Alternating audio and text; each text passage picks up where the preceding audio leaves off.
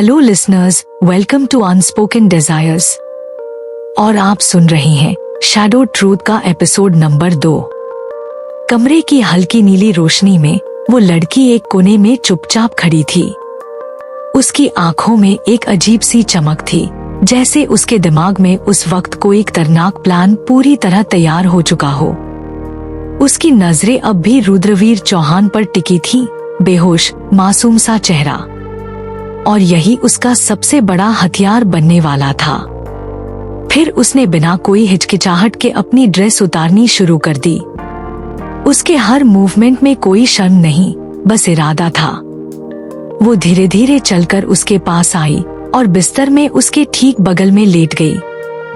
उसका चेहरा अब भी ठंडा शांत था, पर उसके दिल में चल रही चालें बहुत तेज थीं। कुछ देर तक वो चुपचाप रुद्रवीर के चेहरे को निहारती रही, जैसे हर फीचर को अपनी यादों में दर्ज कर रही हो। फिर उसने धीरे से उसका एक हाथ उठाया और उसे अपनी कमर पर रख दिया।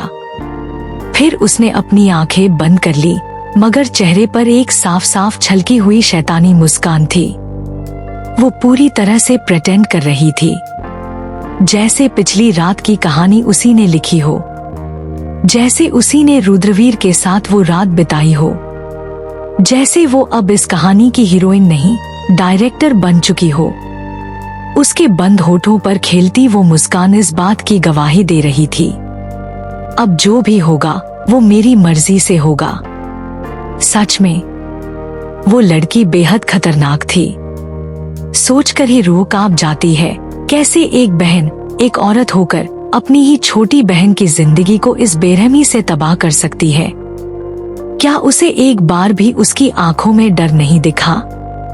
एक बार भी उसका कांपता हुआ मासूम चेहरा याद नहीं आया, जिसने उसे बचपन में गोद में खिलाया हो? वही आज उसे एक अनजान मर्द के पास एक ऐसे कमरे में अकेली छोड़ दे। ना कोई ममता, ना कोई पश्चाताप, बस चाल, साजिश और स्वार्थ। कभी कहते थे रक्त के रिश्ते सबसे मजबूत होते हैं, लेकिन आज के दौर में शायद खून से भी ज्यादा गाढ़ा सिर्फ स्वार्थ ही रह गया है। लोग सही कहते हैं, अब इंसानों के अंदर से प्रेम, करुणा और जुड़ाव जैसे एहसास खत्म होते जा रहे हैं। हर चेहरा मुस्कुराता तो है, लेकिन उसके पीछे छिपी होती है कोई चाल, कोई जहर। और कई बार वो जहर अपनों के चेहरे में ही मिलता है। शायद यही आज की सच्चाई है। सुबह के करीब 11 बज रहे थे। कमरे में पसरा हुआ सन्नाटा अचानक मोबाइल की तेज रिंगटोन से चीर गया। धूप की हल्की किरणें खिड़की के पर्दों से छनकर बिस्तर पर गिर रही थी। रुद्रवीर चौहान की आंखें धीरे धीरे खुली। उन्नीदी सी हालत में उसने आंखें मली और सिर हल्का झटका। पहली नजर खुद पर पड़ी, उसके सीने से तकिया सरक चुका था, कपड़े आधे अस्त व्यस्त थे। दूसरी नजर उसके बगल में पड़ी और फिर उसकी सांस जैसे वहीं अटक गई। बिस्तर पर एक अजनबी लड़की उसके बेहद करीब लेटी हुई थी। उसके बाल बिखरे हुए थे, कपड़े असमंजस में थे और चेहरा जैसे रात की कहानी छुपाने की नाकाम कोशिश कर रहा था। रुद्रवीर की नीली आंखें कुछ पल के लिए स्थिर हो गईं। फिर एक झटका सा लगा और उसके भीतर का तूफान बाहर आने लगा। वो कुछ समझ नहीं पा रहा था, उसके माथे पर बल उभर आए। उसने खुद की और उस लड़की की हालत को दोबारा देखा और सब कुछ जैसे किसी अधूरी तस्वीर की तरह उसके जहन में खिंच गया। उसका चेहरा अब क्रोध से लाल हो गया था, जबड़ा कस गया, सांसें तेज हो गईं, जैसे किसी ने उसकी दुनिया में बिना इजाजत दाखिल होकर सब कुछ उलट दिया हो। वो उस लड़की को घूरता रहा। उसकी नीली आंखों में अब सिर्फ सवाल नहीं थे, बल्कि एक तूफान था, विश्वासघात का, झूठ का और किसी अनजाने जाल में फंस जाने का। और वो तूफान अब उठने ही वाला था। उसी वक्त वो लड़की भी धीरे धीरे जाग गई। उसकी पलकें कांपती हुई उठीं और सामने उसे रुद्रवीर चौहान की तनी हुई आंखें दिखाई दी। जो उसे इस तरह देख रही थी जैसे किसी अजनबी ने उसकी दुनिया में घुसपैठ कर ली हो। रुद्रवीर की आंखें गुस्से से जल रही थी। उसका जबड़ा कस गया, मुट्ठियां भींची हुई थी। वो उसकी ओर झुका और अपने तेज सख्त लहजे में बोला, तुम यहाँ मेरे कमरे में क्या कर रही हो? और तुम्हारी हिम्मत कैसे हुई बिना इजाजत इस कमरे में घुसने की? उसकी आवाज इतनी तीखी और भारी थी कि एक पल को वो लड़की कांप गई। उसका दिल जोर जोर से धड़कने लगा, जैसे अभी कुछ बहुत भयानक होने वाला हो। घबराहट में कांपती आवाज के साथ वो बोलने लगी, वो आप कल रात बहुत ज्यादा नशे में थे, सीढ़ियों के पास गिर पड़े थे, कोई आपको देख भी नहीं रहा था, तो मैंने ही आपकी मदद की। रुद्रवीर की आंखों में अब भी अविश्वास भरा था, लेकिन वो लड़की बोलती रही, मैं बस आपको कमरे तक छोड़ने आई थी, मैं तो निकल ही रही थी, पर तभी आपने अचानक मेरा हाथ पकड़ लिया, इतनी जोर से कि मैं छुड़ा भी नहीं पाई। अब उसकी आंखों से आंसू बहने लगे। डर, शर्म और उस रात की यादें सब एक साथ उमड़ पड़ी। मैं मना कर रही थी बहुत बार, लेकिन आपने नहीं सुना, और फिर वो सब हो गया।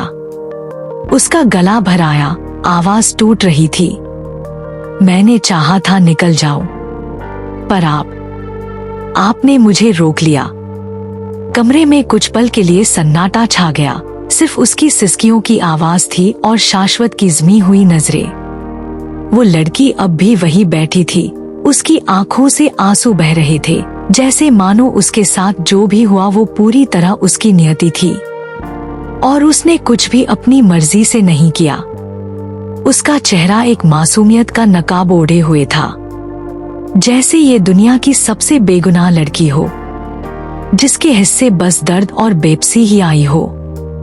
लेकिन अंदर कुछ और चल रहा था।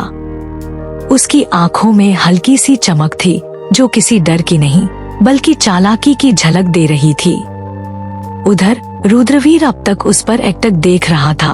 उसकी आंखों में क्रोध, अविश्वास और आंतरिक उथल पुथल का तूफान उमड़ रहा था। उसने एक गहरी सांस ली और बिना कुछ कहे पास पड़ी अपनी शर्ट उठाकर पहनने लगा। उसके बदन पर हल्की सी धूप पड़ रही थी और हर मूवमेंट में उसका परफेक्ट सिक्स पैक एब्स उभर कर सामने आ रहा था। वो लड़की अब भी रो रही थी, मगर उसके आंसू के पीछे की निगाहें अब धीरे धीरे ऊपर खिसक गईं। उसकी नजर रुद्रवीर के एब्स पर ठहर गई और एक पल के लिए उसका चेहरा वैसा नहीं रहा जैसा अभी तक था। उस मासूम चेहरों के नीचे की लालसा, वो नजरों में ठहरा खिंचाव और उसके होंठों पर फिसली एक पल की मुस्कान। शायद अनजाने में, शायद जानबूझकर, ये सब कुछ उस मासूम कहानी से मिल नहीं खा रहे थे जो वो अभी अभी सुना चुकी थी। शाश्वत की पीठ अब उसकी ओर थी, लेकिन उसके कंधे तन चुके थे। वो कुछ महसूस कर चुका था, कुछ ऐसा जो सिर्फ आंखें कह सकती थी, लफ्ज नहीं। कल रात जो भी हुआ वो बस एक नशे की गलती थी। रुद्रवीर ने ठंडे लहजे में कहा, जस्ट मिस्टेक। उसने अपनी सफेद शर्ट उठाई और बिना लड़की की तरफ देखे उसे पहनने लगा। उसकी आवाज में कोई अफसोस नहीं था, कोई भावना नहीं, बस एक अजीब सी थकान और ऊब। अगर इससे तुम्हारा कोई नुकसान हुआ है तो मैं तुम्हें मुआवजा दे सकता हूँ। बोलो, तुम्हें क्या चाहिए?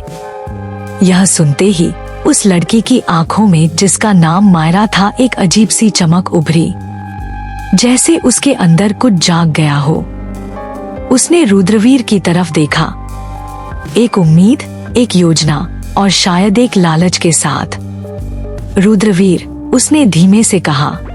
लेकिन जैसे ही उसने उसका नाम लिया, रुद्रवीर ने गर्दन घुमाकर उसे देखा, ऐसे जैसे कोई किसी बिल्कुल अनजान, गैरजरूरी इंसान को देखता है। उसकी नीली आंखों में कोई पहचान नहीं थी, सिर्फ अजनबीपन और तिरस्कार। उसका लुक कह रहा था। तुम्हें लगता है मैं तुम्हें याद रखूंगा? क्या तुम कोई वीआईपी हो?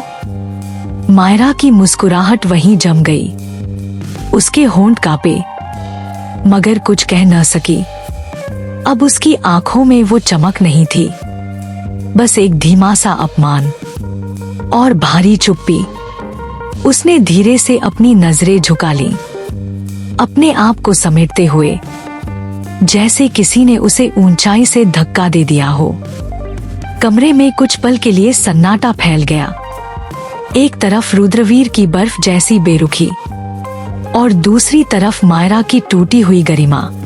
रुद्रवीर की नजर अचानक उस सफेद फर्श पर पड़ी, जहां हल्का सा ब्लड स्टेन दिख रहा था। नन्हा मगर बहुत कुछ कहता हुआ, शायद पिछली रात की एक खामोश गवाही। कुछ पल के लिए उसके होठों पर एक हल्की सी मुस्कान उभर आई। वो मुस्कान जो किसी जीत या तसल्ली की नहीं थी, बल्कि उस एहसास की थी कि हाँ, ये लड़की वाकई वर्जिन थी। मगर इससे पहले कि मायरा उसकी आंखों में कुछ पढ़ पाती, रुद्रवीर ने अपना चेहरा फिर से बिल्कुल भावहीन कर लिया। उसने गहरी सांस लेते हुए कहा, मैं अपने सेक्रेटरी से बात कर लूंगा। वो तुम्हारे अकाउंट में 1 मिलियन ट्रांसफर कर देगा। मायरा ने चौंक कर उसकी ओर देखा, पर रुद्रवीर की आवाज अब भी उतनी ही ठंडी थी। उसके बाद, तुम्हें जो करना है करो, मुझे कोई फर्क नहीं पड़ता। बस इसे जस्ट वन नाइट स्टैंड समझकर भूल जाओ। वो अब अपने बालों में हाथ फेरता हुआ आईने की तरफ देख रहा था, जैसे उसकी जिंदगी में ये सब बस एक साइड ट्रैक हो। मायरा के चेहरे का रंग उड़ गया, पर रुद्रवीर की आंखों में अब भी कोई नरमी नहीं थी। वो अंदर ही अंदर खुश था, क्योंकि उसने किसी मासूम लड़की के साथ एक रात बिताई थी और उसकी वर्जिनिटी उसे एक तरह की खास उपलब्धि जैसी लग रही थी। मगर ये खुशी भी थोड़ी कड़वी थी, क्योंकि उसके मन के किसी कोने में एक अजीब सी चुभन उठ रही थी। रुद्रवीर उन लोगों में से था जो सिर्फ चेहरे नहीं पढ़ते, भावनाओं की परतें भी पहचान लेते हैं। और इस वक्त उसके सामने बैठी मायरा उसे एकदम साफ दिख रही थी, झूठ की चादर में लिपटी हुई। वो भले ही रो रही थी, पर उसकी सांसों की चाल, उसकी आंखों का कंपन, उसके जवाबों का क्रम, सब कुछ चिल्ला चिल्ला कर कुछ और कह रहा था। तुम झूठ बोल रही हो, उसके अंदर कोई आवाज कह रही थी, और तुमने इस पूरी रात को एक कहानी बना दिया है जिसमें तुम सिर्फ मासूम दिखना चाहती हो। जैसे ही रुद्रवीर के मुंह से 1 मिलियन शब्द निकला, मायरा की आंखों में एक पल के लिए चमक दौड़ गई। उसका दिल धड़क उठा। 1 मिलियन, इतनी बड़ी रकम। उसके होठों पर एक अनजानी सी मुस्कान आ गई, पर वो मुस्कान जल्द ही सोच की लहरों में डूब गई। अगले ही पल वो मन ही मन खुद से बुदबुदाने लगी, अगर मैं इसी 1 मिलियन में खुश हो गई तो मेरा क्वीन बनने का सपना, इस पूरी दुनिया पर राज करने का सपना सिर्फ एक अधूरी ख्वाहिश बनकर रह जाएगा। उसने अपनी मुट्ठियां भींच लीं। मुझे सिर्फ अंडा नहीं चाहिए, मुझे तो वो मुर्गा चाहिए जो हर दिन सोने का अंडा दे। उसकी नजर अब भी रुद्रवीर पर टिकी थी, लेकिन अब उसमें लालच नहीं, मकसद था। नहीं रुद्रवीर चौहान, तुम सिर्फ मेरी रात की गलती नहीं हो, तुम मेरी जिंदगी की सबसे बड़ी इन्वेस्टमेंट हो। अब तुम मेरी जिंदगी का हिस्सा बन चुके हो, चाहे तुम्हें पता हो या न हो। उसके दिल की धड़कन तेज हो रही थी, लेकिन चेहरा अब भी वैसा ही शांत था, मानो सब कुछ यूं ही हो गया हो। अब तुम मुझसे बच नहीं सकते, क्योंकि अब मैं हूं मायरा रायचंद, वो नाम जिसे अब पूरी दुनिया याद रखेगी। वो धीरे धीरे खुद में सिमटती जा रही थी, पर उसकी आंखों में अब एक ठंडी आग जल रही थी, एक आग जो सब कुछ भस्म कर सकती थी, यहाँ तक कि रुद्रवीर जैसे सिंहासन पर बैठे आदमी को भी। मायरा ने एक पल के लिए अपनी आंखें झुका लीं, फिर बड़ी ही मासूमियत से, जैसे किसी ने उसकी आत्मा को तोड़ दिया हो, वो धीमे से रुद्रवीर की ओर देखने लगी। उसका चेहरा मासूम था, मगर आंखों में एक अजीब सी चालाक चमक थी। नहीं, उसने कांपती आवाज में कहा, मुझे आपके पैसे नहीं चाहिए। वो हल्के से रुकी, फिर जैसे खुद को संभालते हुए बोली, कल रात जो भी हुआ वो मेरे लिए कोई सौदा नहीं था। मैं ऐसी लड़की नहीं हूँ जो किसी के साथ रात बिताकर बदले में पैसे ले। उसकी आंखों में नमी थी, या शायद बहुत अच्छे से रची गई नमी। मैं कोई प्रोस्टिट्यूट नहीं हूँ। मैंने आपसे पहले ही कहा था, वो मेरा फर्स्ट टाइम था और आपने वो मुझसे छीन लिया। कमरे में कुछ पल के लिए सन्नाटा छा गया। रुद्रवीर अब भी वैसे ही खड़ा था, चेहरे पर कोई शिकन नहीं, कोई भावना नहीं, बस एक सख्त ठंडी स्थिरता। उसने मायरा की ओर देखा, सीधे उसकी आंखों में झांका, जैसे वो उसके अंदर की हर परत को पढ़ रहा हो। फिर बिना किसी लागलपेट के उसकी आवाज आई, धीमी मगर तेज धार वाली, तो फिर तुम चाहती क्या हो? मायरा के दिल की धड़कन एक पल को थम गई। रुद्रवीर की ये सीधी बात किसी बार से कम नहीं थी, मगर उसके चेहरे पर अब भी वही मासूम भाव थे, शायद ज्यादा नाटकीय, शायद ज्यादा गहरे।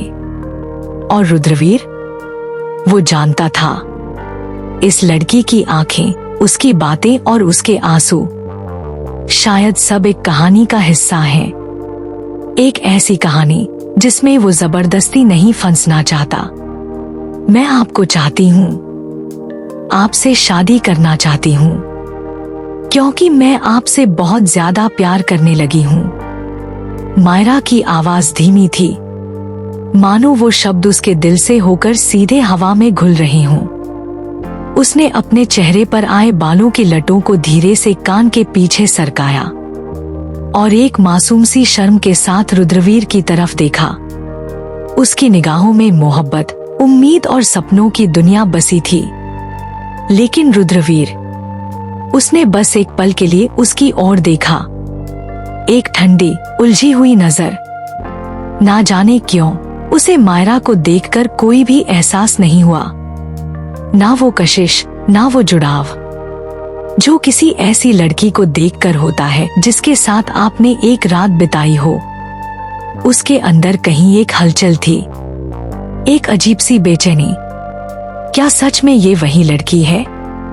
रुद्रवीर का दिमाग उस रात की धुंधली यादों को टटोलने लगा। वो रात, वो कमरे की हल्की रोशनी, वो सिसकिया, वो कांपता हुआ स्पर्श। उसके जहन में जो चेहरे की झलक आती थी वो मायरा से एकदम अलग थी। तो फिर कल रात कौन थी? रुद्रवीर की आंखें अब मायरा पर थीं, लेकिन उसके भीतर शक की आंच तेज हो रही थी। उसका दिल मानने को तैयार नहीं था कि जो लड़की उसके सामने बैठी है वो वही है जिसने कल रात उसके साथ अपनी दुनिया बांटी थी।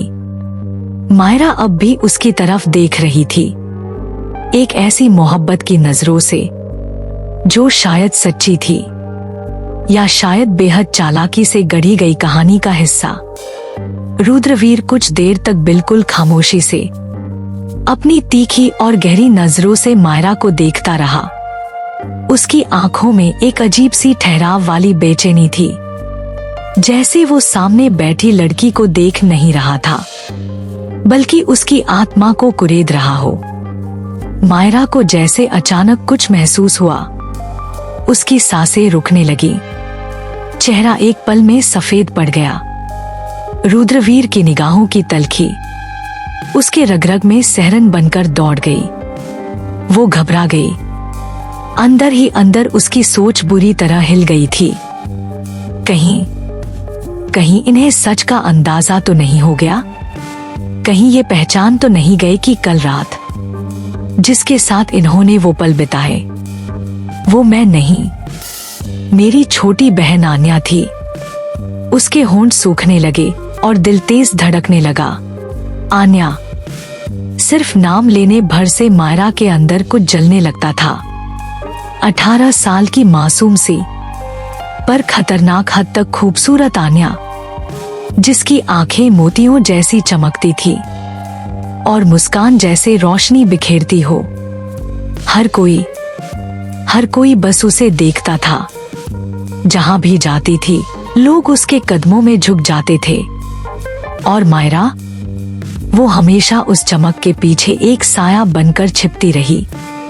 उसकी पूरी जिंदगी आन्या की परछाई में बीती थी। हर तस्वीर में वो दूसरी बहन कहलाती रही। और अब जब मायरा को पहली बार एक बड़ा मौका मिला था, एक ऐसी रात, एक ऐसा नाम, रुद्रवीर चौहान जैसा शख्स, तो वो भी आन्या के हिस्से चली गई। नहीं, इस बार नहीं। मायरा की पलकों में आंसू थे, पर उन आंसुओं के पीछे जहर सा संकल्प छिपा था। मैं कुछ भी करूंगी, झूठ, धोखा या फिर चाल, पर इस बार मैं अपनी बहन से ये नाम, ये मर्द और ये मुकाम सब छीन लूंगी। वहीं रुद्रवीर की निगाहें अब भी स्थिर थीं, पर उसके भीतर भी एक सवाल मचल रहा था, जो कल रात मेरी सांसों में समाई थी।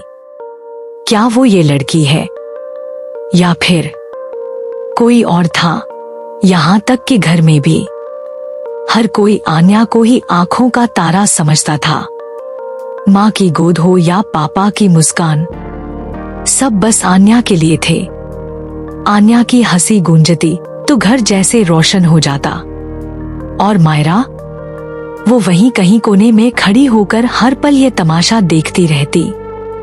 वो मुस्कुराती जरूर थी, पर उसकी मुस्कान के पीछे एक अधूरी चाहत और एक गहरी टीस छुपी होती। क्यों? उसका दिल हर पल चिल्लाता था, क्यों सिर्फ उसी को सबकी मोहब्बत मिलती है?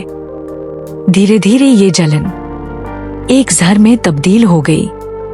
अब मायरा के दिल में कोई बहन नहीं थी, बस एक दुश्मन थी जिसे हर हाल में मिटाना था। वो दिन रात बस इसी इंतजार में रहती थी कि कब कोई मौका मिले और वो आन्या की हर खुशी, हर रोशनी और हर हक छीन ले।